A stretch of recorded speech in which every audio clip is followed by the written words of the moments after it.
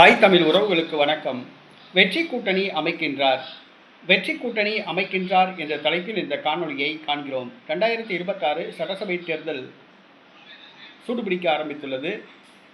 தேர்தல் கூட்டணி சம்பந்தமாக பேச்சுவார்த்தை ஆரம்பமாகியுள்ளது. இந்த சூழ்நிலையில் வெற்றி கூட்டணி அமைக்கப் போவதாக ஒரு தலைவர் கூறியுள்ளார். எல்லாருமே வெற்றி கூட்டணி தான் அமைப்பாங்க. ஆனால் அந்த கூட்டணி வெற்றி அடைய போதா, அதான் கேள்வி. வெற்றி கூட்டணி அமைக்கப் போவதாக ஒரு பிரபல தலைவர் தெரிவித்துள்ளார். வேறு யாரும் அல்ல, டாக்டர் ராமதாஸ். இவர் பாட்டாளி மக்கள் கட்சியை ஆரம்பித்தார். இன்னைக்கு அந்த கட்சியை கொண்டு வந்து நடுத்தருவில் நிப்பாட்டிட்டாப்ல டாக்டர் ராமதாஸ்.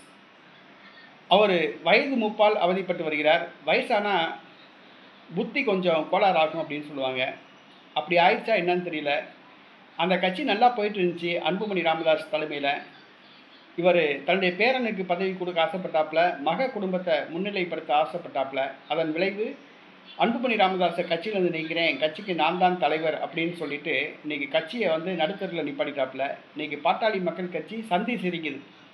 ரொம்ப கஷ்டப்பட்டு உருவாக்கினாப்புல இந்த கட்சி. இன்றைக்கி இந்த கட்சியை நடுத்தருவில் நிப்பாட்டின அந்த பெருமை டாக்டர் ராமதாஸை சாரும். சந்தி சிரிக்க வச்ச பெருமை டாக்டர் ராமதாஸை தான் சாரும். இன்றைக்கி டாக்டர் ராமதாஸ் நேற்றைய தினம் மகளிர் மாநாடு நடத்தினார். அந்த மகளிர் மாநாட்டில் கருணாநிதியை ஆகா ஓகோன்னு புகழ்ந்தார். மு.க. ஸ்டாலினையும் புகழ்ந்திருக்காப்புல. சாதிவாரி கணக்கெடுப்பு நடத்தணும்னு சொல்லி வலியுறுத்தியிருக்காப்புல. ஆக டாக்டர் ராமதாஸ் திமுக கூட்டணியில் இணைவது உறுதி செய்யப்பட்டுள்ளது. மேலும் வெற்றி கூட்டணி அமைக்கப் போவதாக தெரிவித்துள்ளார். அதாவது திமுக பக்கம் தான் சேரப்போகிறத அவர் வந்து உறுதி செஞ்சுள்ளார். அவருடைய மகன் அன்புமணி ராமதாஸ் அதிமுக பாஜக கூட்டணியில் இணைவது போல் தெரிகிறது. ஆனால் டாக்டர் ராமதாஸ் திமுக கூட்டணியில் இணைகிறார். திமுக தலைமையிலிருந்து அவருக்கு ரகசிய பேச்சுவார்த்தை நடத்தப்படுகிறது. பாட்டாளி மக்கள் கட்சி ரெண்டா உடைகிறது உறுதி செய்யப்பட்டுள்ளது. டாக்டர் ராமதாஸ்க்கு இது தேவையில்லாத வேலை.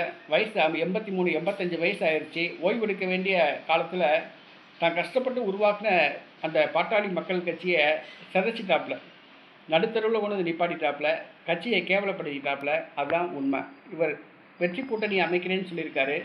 திமுக கூட்டணியில் போய் இணைகிறாரு.